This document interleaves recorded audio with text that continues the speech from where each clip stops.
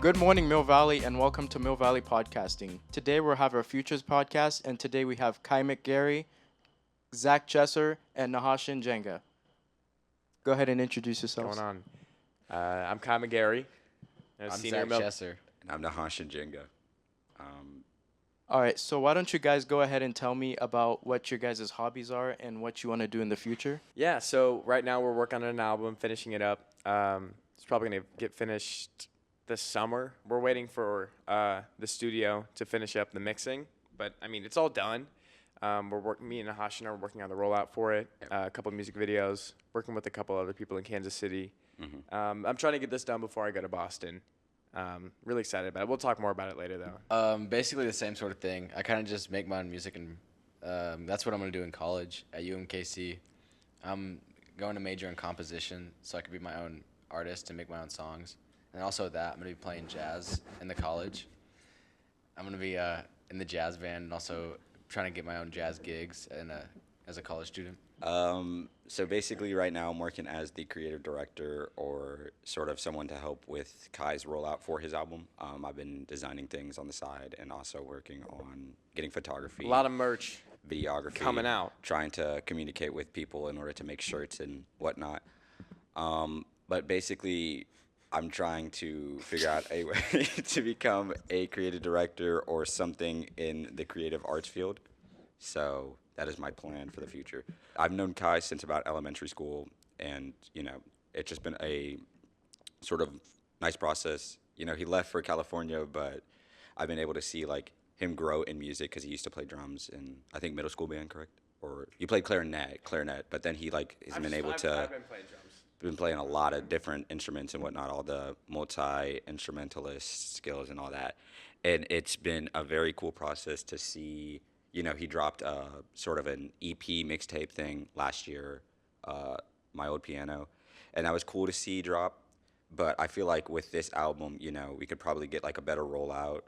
And Yeah, we're definitely expecting a lot more of a wave to be seen at least, to gain some type of following. Because last release, there wasn't a lot of intention behind it besides the fact that I could, make an album. music. I mean, Nahashin knows because of our senior shortened schedule. I've been working pretty diligently to get this album done. I've been writing these songs. I think I finished writing them in about February, right? Yeah. And so from February to April, I was recording. And so now we're in the final process of it. The biggest thing for us is to kind of, I'm glad that I have people like Zach Chesser, Nahashin, and Zane Lauer and Brand Evans because they're so talented and they're so accessible to me right now that, working together is, it's very possible and a lot of cool stuff happens. We've been playing together since we started in the jazz band. And, we've been using that to our benefit because we're all kind of going into different fields. Nahashin is, I didn't really know he was interested in this kind of stuff until when we start doing that, like October, right? Yeah, I would say. October is when we first really started working creatively together. And it was really interesting to see that, how talented he really was at doing stuff like that, how, clear of a creative vision he always has. And, that's something I definitely see going past high school. It's not just a high school relationship. And I don't know. I hope we're playing stadium tours together. You know what I mean? Like just coming up on stage. So that kind of thing is a really big deal to me, at least. Yeah. Yeah. Kai's been like one of the only friends I really had since elementary school. I've moved around a lot as well, and so I really haven't had too many people. I've known Sean since like I would say middle school maybe. The other than commentator. that, it's just basically very nice and very admirable to see somebody like so focused on something. I'm just very, very happy to be around people like Zach and Braden and all these people that are able to like show me the skills to make music that I like. So, Right. I just wanted to be able to contribute to somebody making music. Yeah. Yeah. And the album's called Scarlet. So obviously with that, we're focused on a lot of imagery and symbolism, and Nahashin has done a great job of being able to actualize that because sometimes, I'm a musician first, And so I wasn't a vocalist starting out or anything like that. And so I kind of put a lot of things about a concept album like that on a back burner when it comes to, what an album means and how can we portray that in videos and stuff like that. Nahashin's done a very good job of interpreting my music and kind of turning it into a color or turning it into, a frame or whatever it is. He does a really good job of that. And it's honestly just his intuition. And that's the most important part in any of this kind of stuff. And I mean, that's like with my music, I'm not like, no one taught me how to write songs. I'm using my intuition. And I think, can you agree with that? When it comes to like when you're soloing or whatever you're doing, you're not really thinking about the specific technique of what you're doing. You're just kind of doing it. Yeah, intuition. It's a pretty personal album, but I've tried to make it in a way that it sounds experimental, but it's also palatable for listeners. So you'll hear a lot of different sounds. I mean, how would you, because I hate talking about my own stuff, honestly. Would you, and you can both, tell me what you're interpreting when you hear the album. I mean, from a first-hand account, I would say the album is a use of like different sounds and stuff. Me and Kai are both inspired by Jamiroquai and like all these different artists and stuff, and I'm sort of seeing the influence on there, but it's also one of his own projects. Like he said, with his intuition and music, he sort of like has his own compositions. Like you can tell it's a Kai McGarry production, and then you can also tell by like the lyrics, it's like his own experiences and his own stories. And so I would say that it is palatable, but it's also, he's testing stuff out. He's trying to see what's different from this album, from My Old Piano and whatever, and, taking inspiration and whatnot, but also allowing himself to, like, grow. Yeah. I mean, Zach, what do you have to say? Yeah, hearing the album, you can just tell, like, how unique it is to, like, someone like Kai. I mean, when you listen to an album, you think, like, the artist first. You don't think, like, the experience. Like, in a lot of situations, like, throughout the storytelling and the imagery through the album, it just, like, feels like you're there alongside with him. Last summer was probably the most transitional period of my life, as of now. And so I was in the process of making a bunch of beats, essentially, and singing on top of them. And I didn't really, it was whatever. And that was an old piano. And but during that time, I had a lot of falling outs. I learned a lot of things, and I grew up a lot, I'd say. And so I guess I got really burnt out, and I was really worried about not being able to write songs. And then in December, I just started a chord progression, and that changed a lot of things for me. And then I basically didn't stop working until I finished it, day in and day out. And I was working my hardest to finish it and see what I could do and also make it perfect. There aren't any outstanding flaws because it sounds like I rushed anything. You know what I mean? So I took about 3 months time, December to February, March-ish. And a lot of the songs are about actual people. And I just think it's a good representation of how I really felt in that moment. And I really want people to feel like that. I don't care for songs that have good musicians on it or have, I don't really like the flashy stuff. I like feeling something. So if a song makes me feel anything, that's really the biggest deal. And so I try to portray something that made me feel different, really. Scarlet for me is kind of the mental state that I was in for a long time, of just such a laser-focused vision of succeeding in music that I started letting go of my attachment to people, seeing less value in who they were. And I know this is pretty deep for a Mill Valley podcast, but it's true. I saw less and less value in taking that time and appreciating those people, and I just kind of saw red. That's a big deal. Scarlet is also death, death of all those friendships. And yeah, this album is very much about the transition between, all this group of people, this group of people to just me.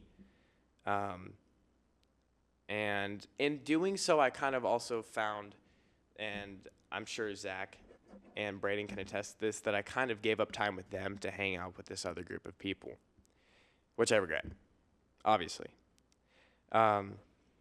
Jealousy, one of the songs is heavily about that.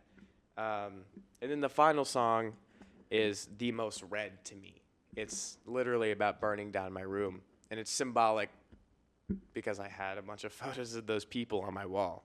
And, you know, as time went by, as time went on, and I lost those people, I would take their photos off the walls like I was burning my room down. Wow, that's pretty deep. I like that though. That like your music, you know, has like a personal attachment to it, and it's not just like music that like people just like make for. You're not doing it for like the money. You're doing it, for like. I mean, you still should make. I money. am doing it for the money. Yeah, for yeah, sure. you still should make money, but like that's not your only drive. Like this is something you're actually passionate about, and I really like that. That just like the you're green, getting really gotta into get your the green. passions. What would you say to people that like, what made you go into music, and like what would you say to people that like have a passion but they're not going towards it? What's your like word of advice to them? Man, I'm pretty passionate about whatever this is, and I want to hear your opinion and your opinion on it. But I literally cannot stand people who want to pursue that. That's why there's such a stigma about pursuing the arts, is because so many people think it's the hardest thing on the planet. But in order to succeed in something like this, in order to even get to a level where people can like listen to music, or I'm just talking about music, not like arts or whatever. But in order to get to that point, you have to put in like a full-time job. More than that, it's like 24/7. And if you're not doing things, it doesn't matter if you're not getting called up to the Grammys or like, Vogue, whatever. Like that doesn't matter. It's really about what you're doing behind the scenes when no one's around. Are you working on your songs? Are you writing something? Are you practicing your instrument? Because that's a big deal too. It's not just doesn't just come naturally. Yeah, I mean, whatever it is you want to do, you just have to do things in order to bring yourself to that. You can't just think about it. It would be cool. It would be cool. That doesn't matter. No one cares. Like nobody cares about you until you've made it. So you have to do it for yourself. That's my biggest thing. Like honestly, I don't really. Yeah, I can't stand that kind of stuff. I can't stand people that are creatives and then they don't get anything done. It's a waste of time. You know what I mean? You can go first. Yeah, I I'm gotta think also about that because I mean, so many people like our peers and like the people are like musically around us, even like 80-90% of them don't want to pursue music. Even the ones I play with every week, every day, they don't want to be musicians. And like there's a step above that like we have to reach. And that includes practicing 4 hours every single day to get something down. It's like that 99 and then 100%. There's such a difference. Like even like the lowest like 20,000 monthly listeners on Spotify, they're putting in 60 hours a week just to get those 20,000 listeners. I mean, there's levels to this. I mean, we have like right now we don't have anything because we haven't really put in the exact amount of time. I mean, I've put in hours a day practicing. Kai's put in hours a day practicing making music. So is Nahashin. But we really haven't like achieved the full-time status yet. And, that also comes from just not having that at our disposal, but we're setting ourselves up before we're going into the adult world to be able to do stuff like that. Because we all do put in that right time. You know what I mean? Yeah. It's just we got math. I'm definitely in agreement with both Zach and Kai. I believe that, it's just a sacrifice, and there's a lot of sacrifices that come with it. People have passions and visions, and sometimes they got to sacrifice that in order to get food on the table. But I feel like, the best opportunity for me is with creativity and just making things. Like, I've loved drawing, I've loved writing ever since I was, like, 4 or 5. And just being able to do that along with somebody is, like, one of the greatest things I've ever been able to do, Like Zach has said, I've sacrificed and I've made mistakes with like, I dropped a bad freestyler once or twice or whatever.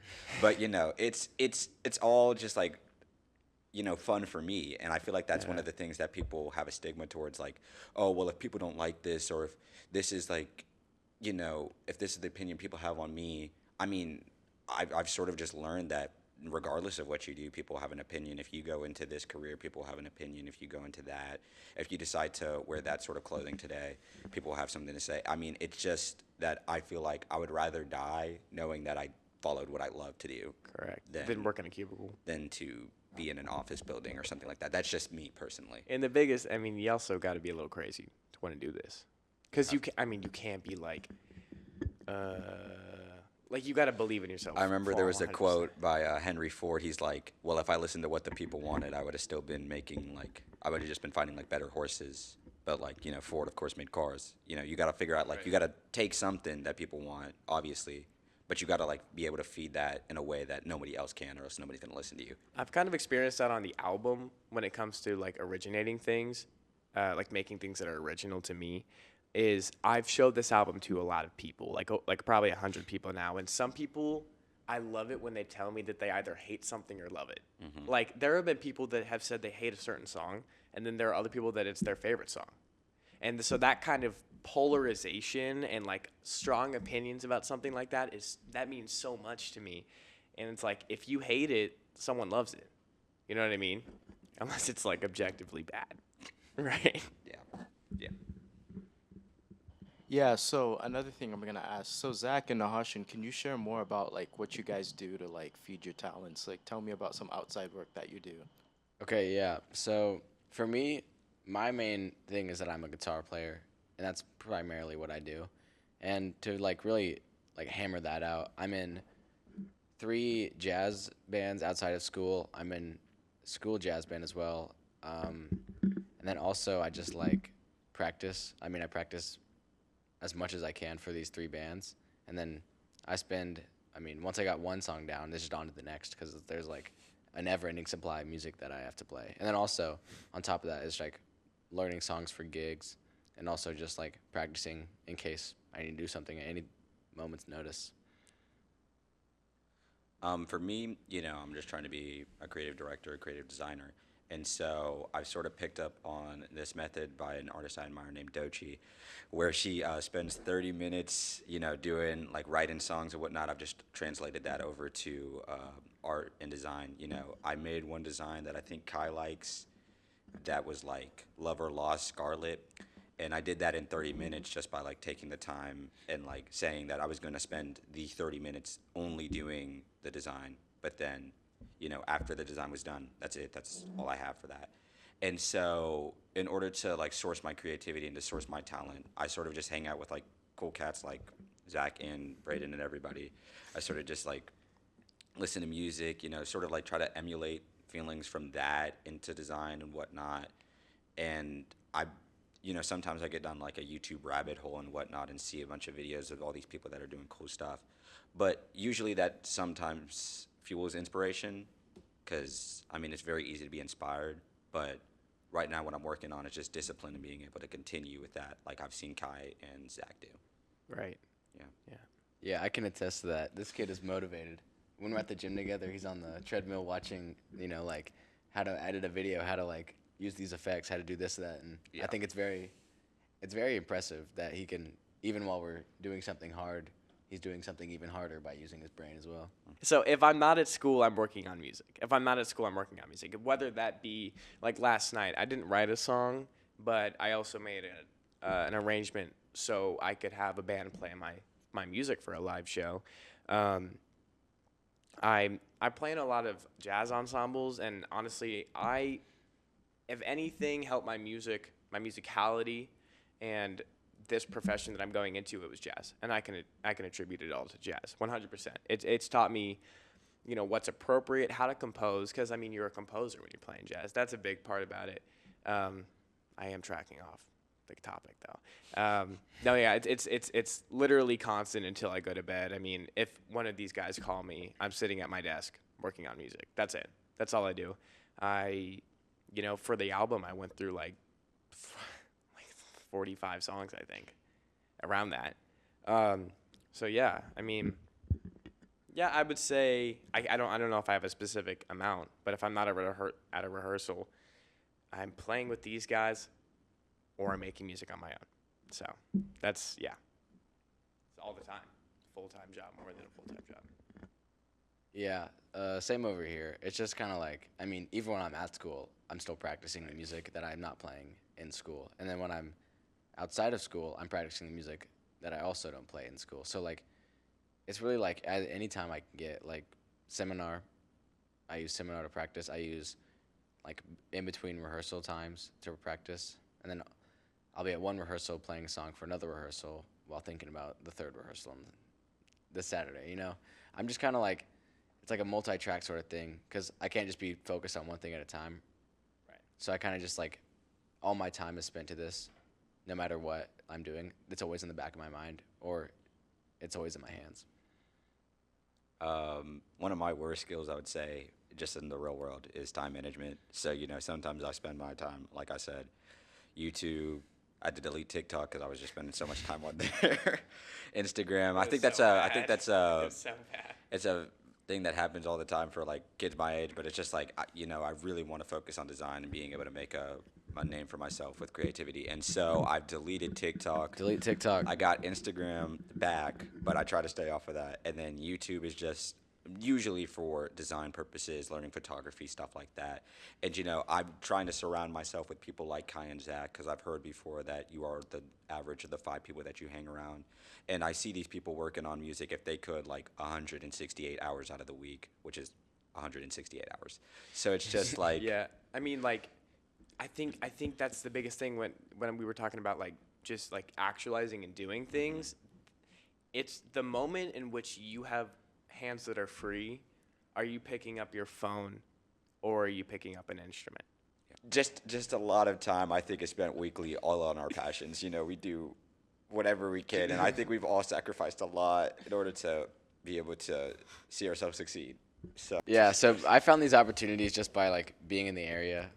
Yeah. Like that's really it. It's like just playing and like also just like being like one of the best. For context, me and Zach play in like the same ensembles. Yeah. So, I mean, we got to. Here, yeah, I can Go kind of ahead. explain it. Oh yeah, go ahead. So we have our we had one ensemble, the All-Star Jazz Band, and through that band we were recommended because of our talents to be playing for the youth jazz, like that ensemble. So like these are it both just- like the best. yeah, these are jazz two of the like the best world we can be in, and that's just kind of how like you do one thing, you get recognized, you do another, you get recognized, you do another, you get recognized, and that's just kind of how this sort of high school music flows. Like it's just one thing after another because nothing's set because you're a high schooler. Right. And that's why it's so hard to establish yourself where we're at right now, and location based. Like that's why we haven't reached those momentums that we want to reach, because like it's not an excuse. It's literally not an excuse. You're not in LA. You don't have the most optimal connections, but I would say that Zach and I have definitely used our jazz connections to the best of our ability. I mean, we know everyone in Kansas City that plays jazz, and they all love us. They all know our names. You know what I mean? And that's just from shaking hands, connections. just in the basis of learning like creative things and how to teach myself stuff and sort of get out there, I go to church. I go to All Nations Breakthrough Church with Sean, and I work on the lighting over there. And hopefully, maybe one day if Kai has a concert, I can like work on the lighting there as well. It's just like any creative venture I can try and take. I go out and try to find opportunities. It's not like to the point where like if I go to Kansas City, all the creatives know my name or whatever. But I simply just try to find like ways for me to continue to express creativity through photography and whatnot and all that stuff. Can we give it up for Sean for the podcast? This is a really cool set right now. Really enjoy this. Thanks, man. I appreciate that, you guys. Do you guys want to talk here? I got a prompt. Yes. Yeah, sure. What does Mill Valley do to facilitate kids in art that are creatives? Do you think that there are good systems in place to provide a spot for that? I'm gonna ask Zach first because I feel like Mill Valley. I mean, we obviously have a lot of talent here. Like me, Kai, all the theater kids are talented, all the choir kids are talented, and all the band kids are talented. But like, I feel like we just need to have more. Like, More opportunity? We have a lot. We have like plays and stuff you could be in, but I feel like there could just be more presence because this is really like a lot of kids like first home basically when it comes to the arts. like C Hall. I mean, I know it's stupid to be like caught up in like high school stuff, but like, I mean, it was the first time that Deborah Steiner, she was the person to tell me that I could do this professionally, and like she was the first real band that I played in, her band. And I don't know. I feel like there could be more of a sandbox aspect to it all. You know what I mean? Because I think it is really hard to be able to break free of that, Yeah. and that can make you feel restricted. But because of that restriction, we have found our wings in a bigger part of the city.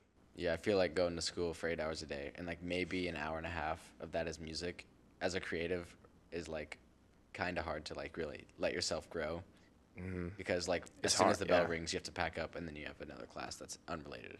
And it most of the time, I mean, it's not that I feel like creatives get a bad rap for, being dumb or uneducated or unintelligent. But it's true that like I'm sorry, but your class doesn't interest me. You know what I mean? It's like it's hard Nah, to bro, You it's gotta edit dis- that out. don't cut that out. No, you cut that out. He doesn't mean it. But no, He loves it's Kevin. very restrictive, and it's kind of just like, even now, I feel like, and I think you guys can attest to this, that it was pretty easy at the beginning of second semester to be creative, but recently I found it really hard, and it's almost like a part of me is missing because of how busy we are with school, Yeah. and trying to graduate With that- finals and graduation. in that I was flaunting this perspective that all you gotta do is keep your head down and work on the music. It's been hard recently. It's genuinely been hard because it's like I feel like I'm just trying to play catch up with school, and when I graduate, I'm sure all that weight will be off my. But Yeah. like right now, it's really hard. It feels like we got 6 months left. You know Yeah. what I mean? Even though we got like 3 weeks maybe. Like, It feels like forever. like it feels like I go home and I do homework and then I'm too exhausted to then I have to practice something. I mean, I still got to keep my skills sharp and then what am I supposed then there's no creativity. It's more just like Yeah. technical ability. Keeping it up, and It's then just boring. yeah, but then there's also the other part of me where it's like before I go to Boston, should I appreciate the school? And I don't know. That's kind of another reason why I asked. I mean, what do you think about creativity in Mill Valley, Nahashan? I would say, for me personally, I feel like there's some opportunities I've taken for granted. I had a C-Tech class last year with Mr. Miss Pagel, and I sort of was not paying attention. But the thing is, that's not even in Mill Valley. It's like an opportunity provided by Mill Valley. So I would sort of say similar to what Zach said. There is opportunity, and there's like sort of this fostering of these creative kids and all these talented people. But some individuals are sort of like told, I think, throughout their years in Mill Valley that like you probably shouldn't pursue a career in the arts, theatrical arts, musical Yeah, arts, stuff like definitely. that. And so you got these people that are probably like real, like they could be like real Broadway names that are going into like electrical engineering, accounting. Well, that's another thing about like just that's the kind of the environment of Johnson County is what I Yeah. found is my parents have always fostered this very good support system for me, but then when it came to college, they weren't as on board with me, fully pursuing music. And, I don't have any intention of getting a college degree because that's just not that helpful unless you're going into teaching, which is true. Yeah. Mill Valley's great though. I mean, there's a lot. I mean, let's see. On my blue days, I have symphonic band, music, AP music theory, music composition, and that's it. But that's great. That's a great system that they have in place. And Deborah Steiner takes all of that under her own wing. She's teaching all of that kind of stuff, which is really impressive. And she's holding it down. She's holding it down. I can applaud her for that. Is that all you guys want to talk about? Is there any more like topics that you want to go over? Do you Or- have any more questions? No. All right. Just when Scarlet comes out, y'all better listen to it. Scarlet yeah. will probably come out in July. Follow my social media, Zach.AaronMusic. Sorry, can you guys do that one more time? My mic was unmuted, but yeah, go ahead and God plug damn it. yourselves. Okay, yeah, Zach.AaronMusic on Instagram and TikTok. I'll be uploading more frequently when the summer hits. It's just kind of hard to with my school schedule and my practicing regime. Y'all are gonna see what's gonna happen with the album. It's gonna be something for sure. Go listen to it when it comes out. Most Well- likely July. But July, I but don't- yeah, we're gonna have a lot of cool stuff and hopefully a couple of shows too. hopefully. So it's gonna be everywhere. You can follow my Instagram. It's just my name.